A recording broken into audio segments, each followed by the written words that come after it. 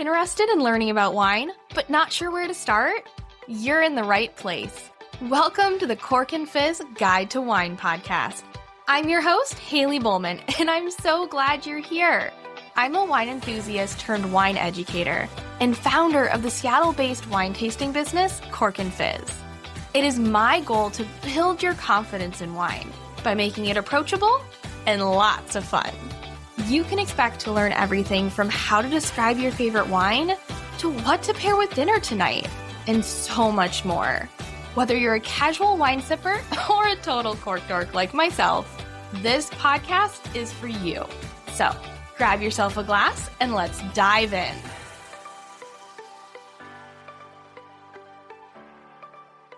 Hello and welcome back to the Cork and Fizz Guide to Wine podcast. Today, I'm excited to introduce you to Daniel Rodriguez. He is the owner and CEO of Currently Wine Co. He has a background in building tech brands, and he hopes to use these skills that he's developed there to bring a disruptive wine brand to a slow-moving industry that is ripe for change. Over the previous 11 years, he has led the marketing function for 3 startup tech companies. In 2021, he co-authored Experience is Everything, a book about the future of customer service in an increasingly digital world. His wine brand currently has a focus on sustainability, impact, and just enjoying wine as it's meant to be enjoyed. In this episode, you'll discover how Daniel shifted from tech and finance to wine, why Currently is all about Sauvignon Blanc and whether that might change, and what it is that wine brands are missing when it comes to marketing, and so much more. So without further ado, let's get into the interview.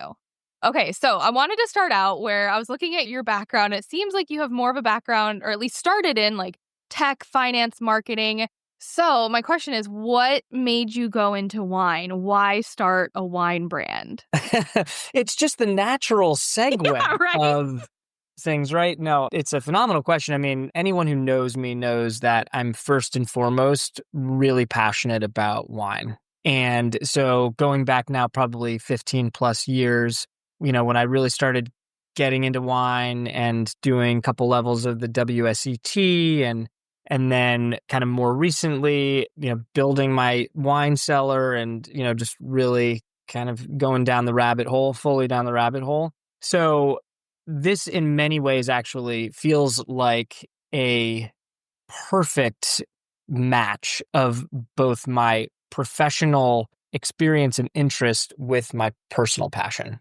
Okay, I love it. So then I have to ask, what was it that got you originally into wine? What made you want to take WSET? What made it a passion for you?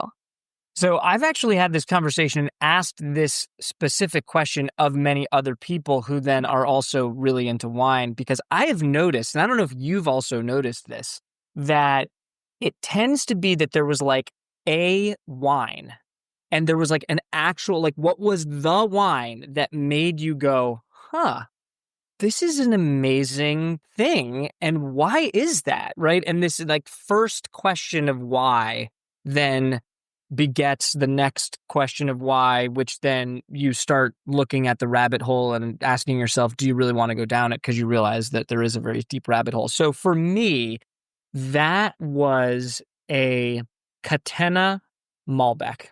Okay, Argentinian Malbec, yes. Argentinian Malbec. It was like they've got a few different levels now, of their wines for the American audience, but this was going back when like it was basically what we now see as like the high-end version of Catena. It was like a $60 kind of bottle of wine that I got at a restaurant on a recommendation from somebody that I was thinking, this person seems knowledgeable. I'm not really that knowledgeable, but I really love the idea of red wine in my life. Like I knew enough to know that, and I'd had Cabernet Sauvignon and Merlot before. And this wine comes out, it's inky black. I mean, it's dark, right? And brooding looking, and it looks like it's just going to be this kind of like ripe red fruit bomb that is bigger than any cab that I had and certainly was going to, be tannic. And I then take this first sip, and it is just so soft on the tannins, and it is such a beautiful, like long finish, and the whole high altitude thing kind of plays into both the color and the intensity of that fruit flavor profile. But I didn't know anything about high altitude anything. I had no idea what I was doing. All I knew was this wine blew my mind. It Yeah. actually blew my mind, and it made me ask the question, why does this taste this way? What's the Right? deal? What's the deal with Malbec? It's not Cabernet Sauvignon, obviously. So, yeah, I have Laura Catena and the server at that restaurant in Jackson, New Hampshire to thank for that. Nice. I love it. Yeah, I think it's so true. It's either like, I think it's either a wine that makes them ask why, but I think it's that second part that I've found to be more common in like wine lovers and why they get into something is because something just clicks about wine where they're like, whoa, like, how does it do that? Like, that was kind of the thing for me of like, so many people would ask me and I'm like, I don't really know. I just love wine. I can't tell you. And then I realized it was because you could ask so many questions about it and you could just like, dive deeper and it's this like endless subject. And so, yeah, I totally agree. It's either like a wine or even more so just like asking why or how and then like going down that endless rabbit hole. Yes, and it's endless, right? I mean, there's more types of wine and grape growing regions than we have days to Yeah. drink. You know what I mean? It's Yeah, incredible. you could drink like I think I've heard someone say like you could drink a new wine every day for the rest of your life and you would never drink all of them. It's Yeah, impossible. yeah. I love it. It's amazing. Just a quick reminder, you are not on my mailing list yet. What are you waiting for? I would love for you to join. When you do, you'll get a free shopping guide that has 15 of my favorite wines under $15. Head to corkandfizz.com, scroll down to the bottom, and there'll be a little section where you can join the mailing list. I send out a weekly newsletter filled with wine tips, recommendations, special offers, and so much more. Now, let's get back to the show. Okay, so there are many of us who are passionate about wine, but starting a wine brand, I feel like, is like a whole other step, and it's not just something anyone can do. So, can you tell us kind of a little bit about what that was like and what you found to be the hardest thing about starting a wine brand?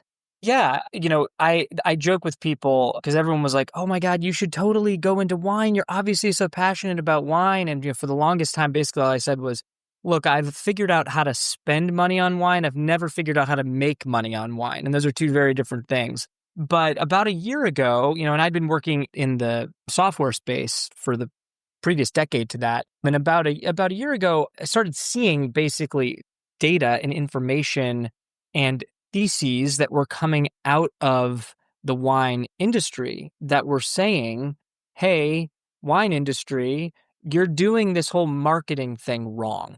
And Rob McMillan over at the SVB Bank, the report that they put out every year, which is very much geared toward, I think, a domestic wine consumption audience and the producers, predominantly in California that the report is for. And it was a blueprint that basically said, look, we are noticing a trend amongst alcohol types that people are shifting, especially younger people, Gen Z, millennial people who drink alcohol are shifting away from wine and into either ready to drink cocktails or hard seltzers. And the question was, well, why is that happening? Right. And the answer was because they are doing a much better job of marketing their products to this audience. And as a marketer and a wine lover, I'm thinking, well, this is an opportunity, right? Because the wine industry is just so staid and traditionalist and slow moving and reticent to do anything to kind of shake this image of, kind of bourgeois French infused classism associated with drinking, what is not supposed to necessarily be a drink only for the elites. You know what I mean? Right. And so I looked at it and said, I just think that there's a real business opportunity. And it would mean, though, building a brand that is different, I think, than many of the brands that we see on the shelves today. You saw that, and that is basically what took you to like, I want to create a wine brand and I want to, I want to get wine out there to the people. I think it was coming from, in my specific case, I'm very much interested in trying to leave the world in a bit of a better place. And so I realized that there was an opportunity to actually create a brand that had much more environmental intention behind it without the brand needing to only appeal to an eco buyer. Okay. We'll definitely hit on. I love the environmental impact. I definitely want to talk about that. I want to go back just 1 second because I love the idea of thinking of like, obviously there is the wine world and we tend to think of it as just wine, but it's also a business. And so there are these pieces to it that we need to keep in mind. And so I'm curious with all of your experience in, I know you've done like startups and like you said, tech companies, and you've been in the marketing space for those. How is marketing different and maybe the same as well in the wine world compared to those worlds? So this is a great question, and I feel actually very passionately about my response to this. I might answer certain questions emphatically because I'm just very much of an extrovert and I like to talk with my hands and all of that stuff. People can't see that necessarily right now, but trust me, I'm Sure. talking with my Yes, there's lots of um, hand movement. lots of hand movements. But I think one of the classic mistakes that is made by organizations across the board. This can be a software company that's selling their software to other businesses, or it can be a consumer products company, a CPG company. It could be specifically an alcohol beverage company, specifically a wine company. I see the same thing everywhere, which is that the company attempts to use its differentiation on product attributes as its main message to the market. Okay. And in software, it's speeds and feeds, right? This is what our, oh, well, we can do it a little bit faster, cheaper, kind of thing, right?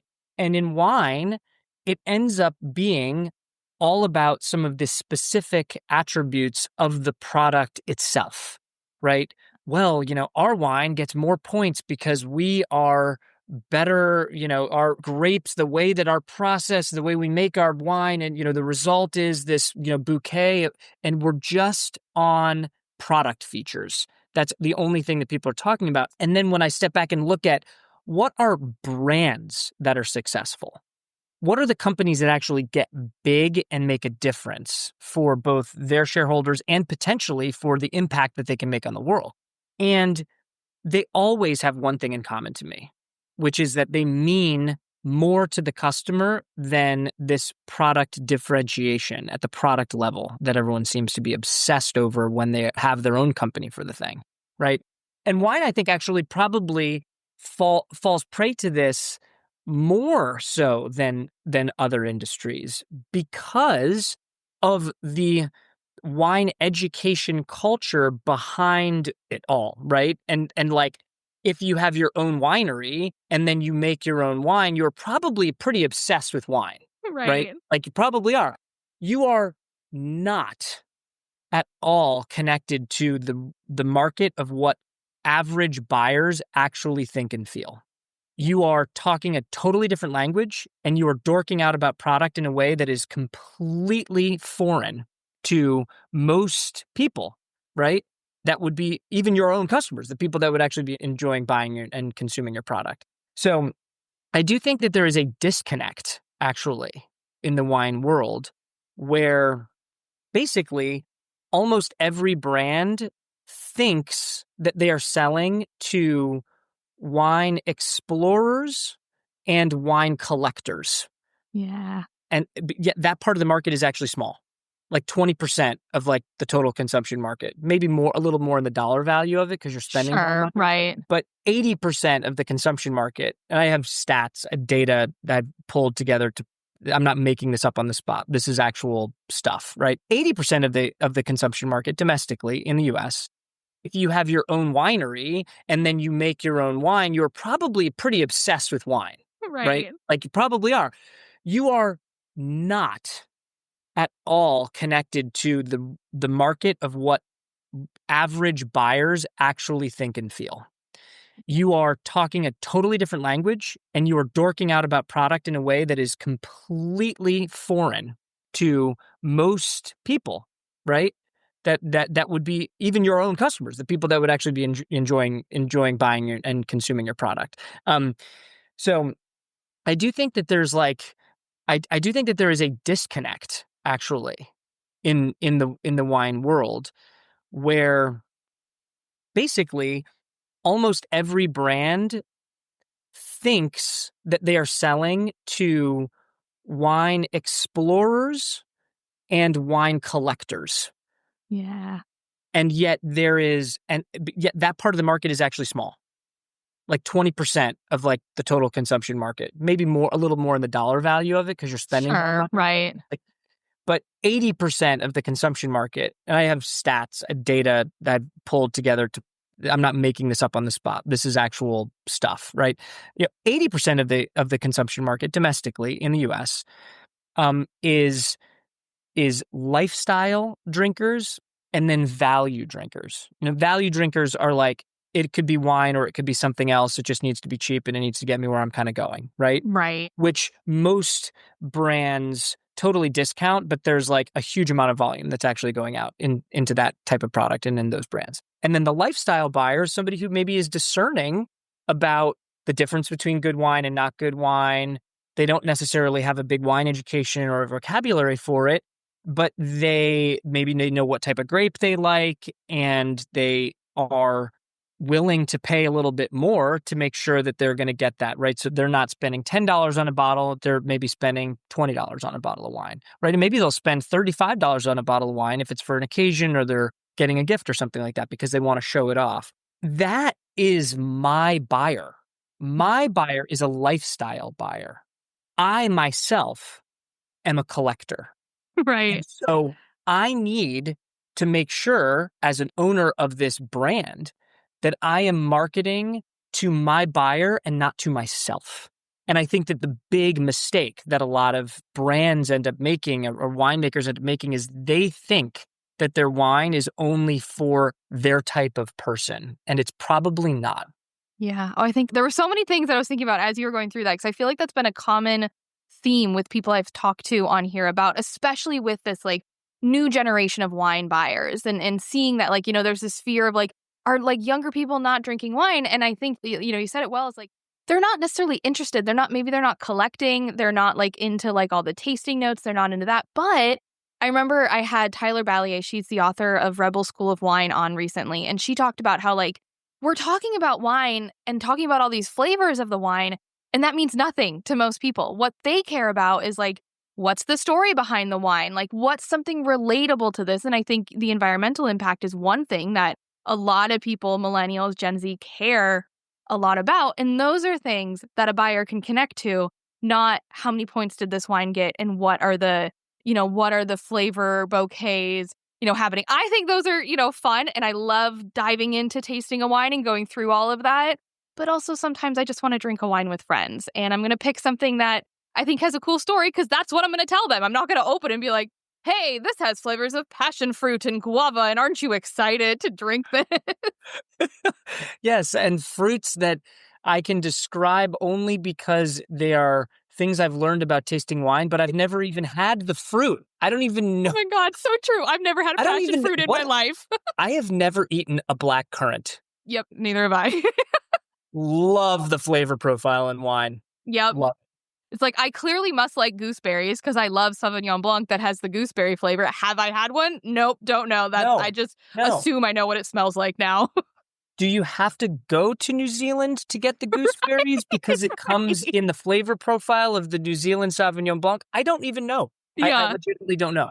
Yeah, no, I think that's such a great point. And yes, marketing to like what people know. And I think it doesn't mean that we're like changing the wine industry and you can never talk about the flavor notes and the tasting notes again. It just means that it's like, I think like the entry point, and like you talked about, of like, why are people buying and how are you going to like differentiate your wine from others and make them actually interested? Yeah, that's exactly right. I love it. That's exactly right. And that to me, by the way, was a big learning, a big unlock in many ways around removing some of the then traditionalist constraints.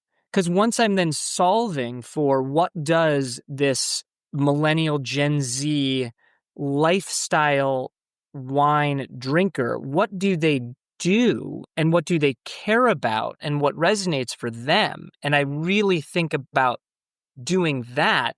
I'm now, of course, I wouldn't then kind of do some of this traditional type of stuff because it's not going to necessarily matter to them and be relevant. Yeah. And because honestly, going back to like what you talked about in the beginning, like your competition, so to say, are the like the seltzers. They are the like ready canned cocktails ready to go. You're kind of looking at like, that's your market you want to get into, not the already wine buyers. They've already got their wine that they're buying. That's right.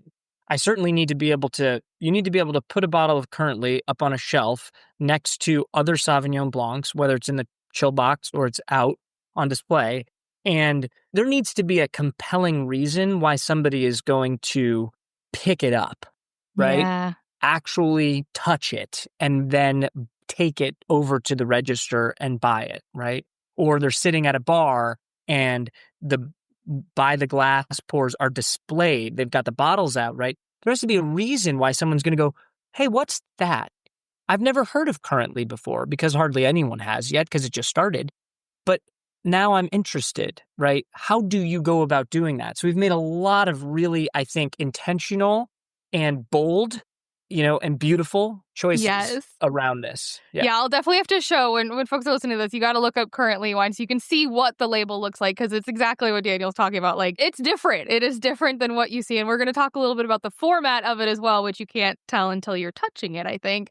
But we'll definitely talk about that. I want to hit on, and I think you've called out a lot of this already, but I just want to give you a chance to say anything else on this topic. You call yourself a disruptive wine brand. And I feel like that's like, it's like a keyword right now and people love to use it, but I think it does mean something when people choose to say that. And so what does that mean for you for being disruptive? Well, I mean, again, my mission in creating this brand is to create a brand that can become big and popular on alternative packaging with a carbon footprint reduction focus, right? I think that the wine industry can lower its carbon footprint by over 50%, by over Wow. half, if it changes some of the ways that it then packages and distributes, and grows and makes wine. But packaging is the big piece of it. It's the big piece of it. And so there's a bit of a mountain to climb there, because I think for some people, and probably most people, there is an assumption that wine that is not in a heavy glass bottle is inferior in quality to wine that is in a heavy glass bottle.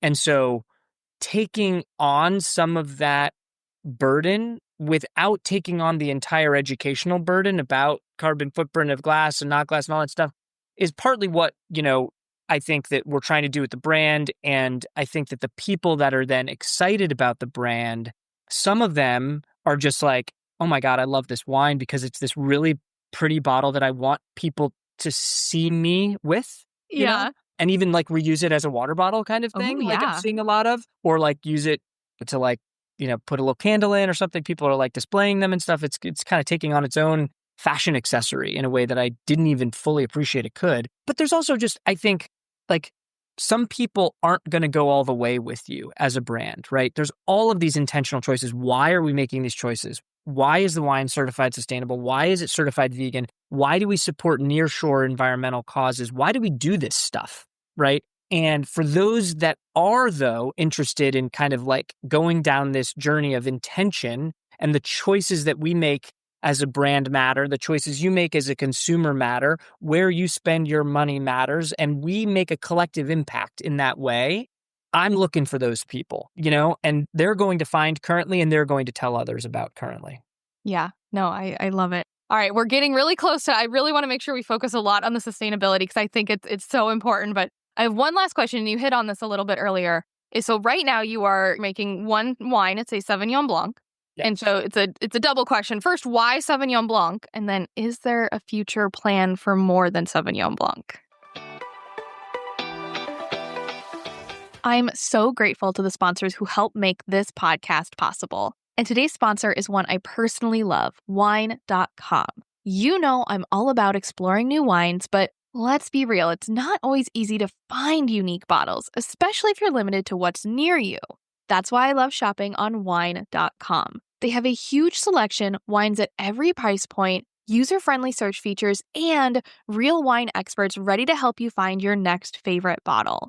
And here's a special deal just for you as a podcast listener. Get free shipping on orders over $150 at wine.com/corkfizz with promo code CORKFizz. My recommendation? Build a mix of 6 to 12 bottles to try. Some you know, some you never heard of. Not sure what to pick? Message me. I'd love to help. Or take advantage of the live chat wine experts at wine.com. Yes. I will answer the second question first because everyone is asking for a rosé. Ooh, yes. And a rosé is going to be coming in 2026, certainly. Exciting. Okay. I do envision a 4-product portfolio for the brand. There can certainly become more things, but I have a, call it medium-term roadmap that includes a sparkling white wine as well as a light drinking red blend that will be probably Pinot Noir or Grenache dominant. All of the wines are domestic. They are stylistically French in the way that they drink, which means that they're kind of leaning into a light, crisp, refreshing style. A red that would be served lightly chilled, right, in that way. They're all 0 grams of sugar, and they're all certified sustainable and vegan. That's what we're kind of building with the brand.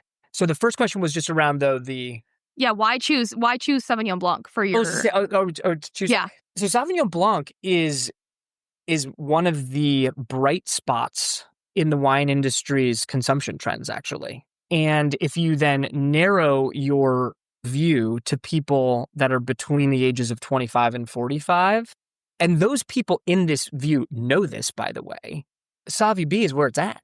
So true.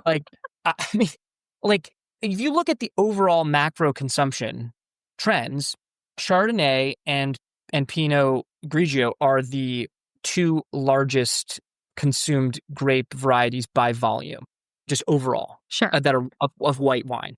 And I wanted a wine that was going to be able to be enjoyed in these coastal lifestyle circumstances, right? Sure. And so warm weather, Sauvy B, kind of all this stuff kind of goes together, right? If you're living your best coastal lifestyle, what are you doing? It's beach, it's pool, right? It's boat, it's fire pit, it's hike, right? It's all that kind of stuff, like hashtag lake life, it's all that kind of stuff.